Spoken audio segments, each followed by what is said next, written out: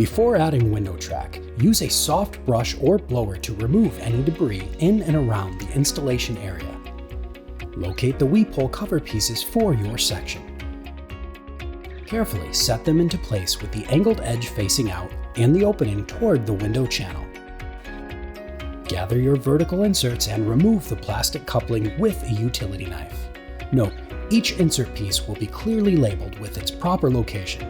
For this step only, left and right are oriented from standing inside the enclosure space and looking out.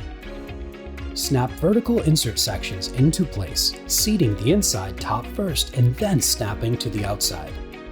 Use a mallet or dead blow hammer to fully join them with the frame. Locate the labeled window channel screws. Secure the insert to the frame using the pre-drilled holes.